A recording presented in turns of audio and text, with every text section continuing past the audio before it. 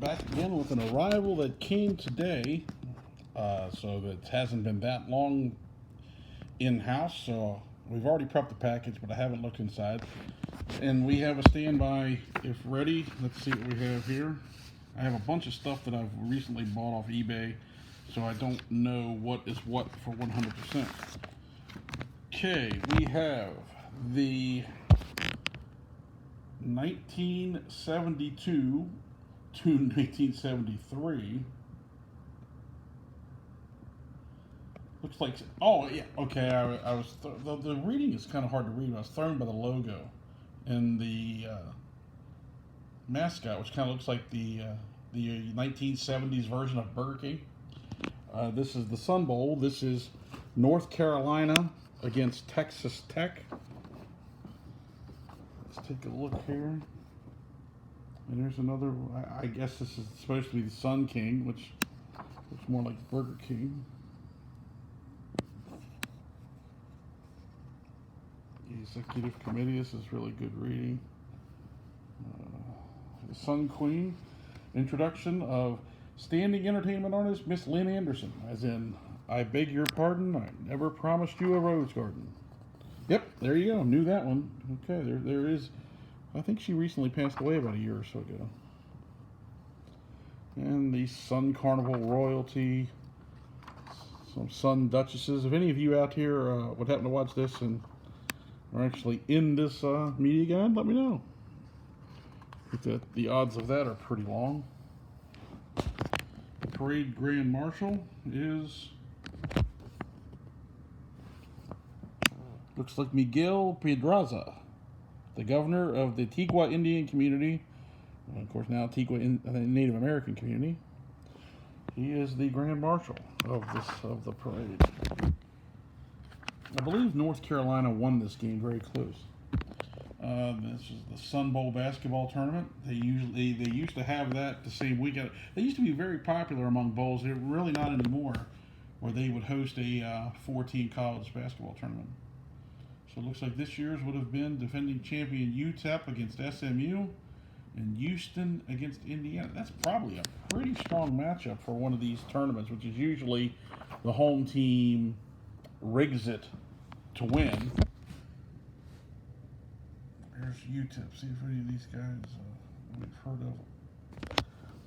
of. Other than head coach Don Haskins, who topic of the Disney film Glory Road. Yes, there's one. I've just got to find him on here.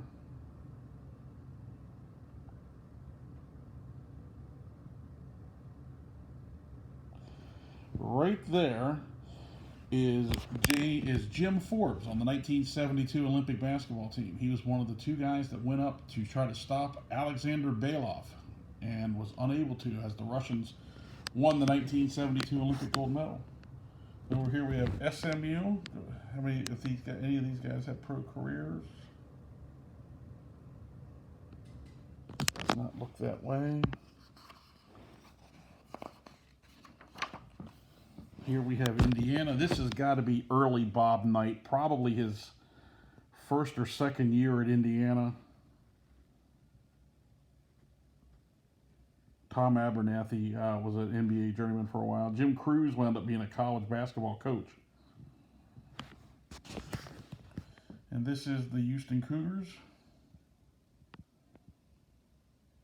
Other than another member of the 72 Olympic basketball team, Dwight Jones in the middle. He would round up being a first-round pick of the Rockets, or either the Rockets or the Hawks. He played for both. And Jones was kicked out of that final game against the Soviet Union for pushing and shoving with a Soviet player. Now we're going to get to the Sun Bowl football version, as we have Texas Tech against North Carolina. Here's some past Sun Bowl records. A little bit about the Red Raiders. And their head coach, Jim Carlin, who wound up coaching at South Carolina after leaving Tech.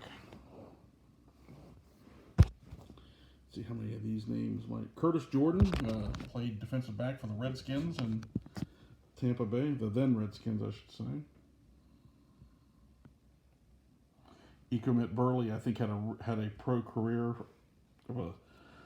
not a standout one, but I believe he played a year or two in the league. Andre Tillman had several years with the Miami Dolphins. Joe Barnes played 1 year with the Bears as their third stringer, but had a big career in the CFL for various teams.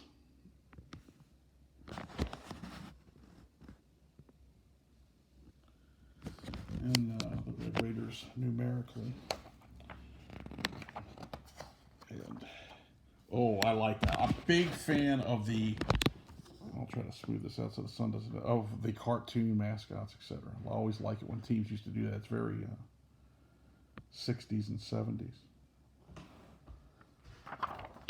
And here's the Tar Heels.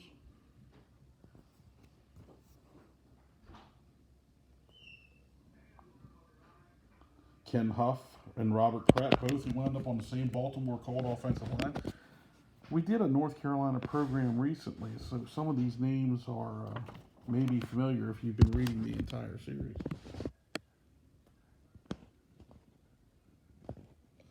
And then again, there's Bobby Myrick, who would not play for pro football, but would have a pro baseball career as a pitcher with the New York Mets.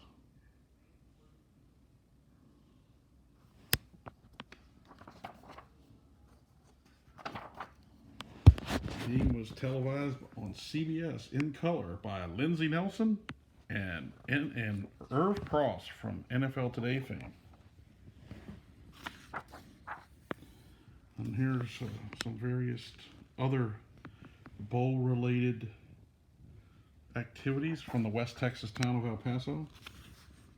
Includes Sun Carnival Polo, golf tournament, twirling contest, racetrack. El Paso is an international city. I always love these shots of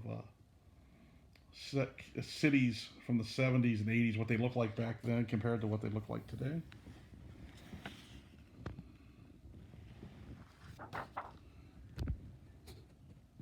The new William Beaumont General Hospital, which is now pushing 50 years old.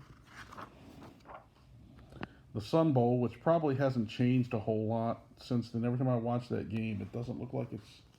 It looks like this. That looks like almost the same one as it was in the 70s.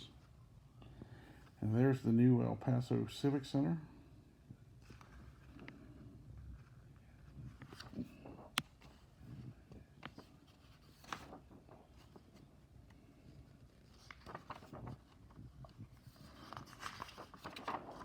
And that'll about do it.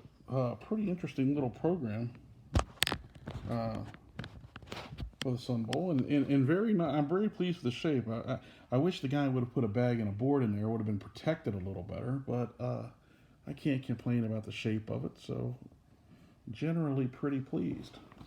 Now let's move over to our standby video. Today it's the Great American Bash 1987 of Jim Crockett Promotions for Pro Wrestling, and it opens horizontally, not vertically. It talks about the World Tag Team titles on the line. Every day of the Great American Bash Tour. There's Big Bubba Rogers, who was in between being Jim Cornette's bodyguard and was currently holding the UWF Championship, managed by Skandor Akbar. There's Nikita Koloff, who was defending his U.S. title at the time and would lose it during the Bash to Lex Luger. He's wearing the neck brace due to an injury. And there's the cost of the Jim Crockett Promotions video cassettes. There's the War Games, the Match Beyond, which was a double cage covered in steel, and the only way was to submit or surrender. Coming to the Bash on tour, who do we have here? The Midnight Express, the Lightning Express, Rick Steiner and Sting, Mike Rotundo, Dory Funk, the Fabulous Freebirds, Paul Jones. This here talks about the first ever War Games that was on July 4th in Miami. There's a picture of the manager of the Four Horsemen, J.J. Dillon, the manager of the Road Warriors, Paul Ellering, There was Tully Blanchard, who at that time was the world television champion. Road Warrior Hawk, the world champion Ric Flair, his perennial nemesis and challenger and booker, Dusty Rhodes. There is Lex Luger, who would win the U.S. title during the '87 Bash. Nikita Koloff again. Double A Arn Anderson, the recently departed Road Warrior Animal. Steve Dr. Death Williams, who was feuding with Dick Murdoch, who had broken his arm during a match, and they were having grudge matches. And then there's the perpetually never-ending feud between the Rock and Roll Express and the Midnight Express. Magnum TA, who was accompanying Dusty Rhodes at some events. There's a shot of the Tully Blanchard Dusty Rhodes matches. Hard to believe there was some blood there, huh? And then there's Barry Windham and his personal belt, the Western States Heritage Championship, created for him and only held by 2 people. Barry Windham would lose that to Larry Zbyszko, and it would shortly fade thereafter. And there's Ric Flair against Jimmy Garvin. And then you go to the back, it talks about their other 3 major events, the Jim Crockett Senior Memorial Cup, Starrcade, and the Bunkhouse Stampede. So that covers today. We have the Sun Bowl and the Great American Bash. So don't forget to hit that subscribe button. It would be appreciated. And spread the word. I'd appreciate that, because as I learn more about this, hopefully these will get better and better. And I've got plenty of stuff to go through. So thanks for the time, and we'll check you out next time.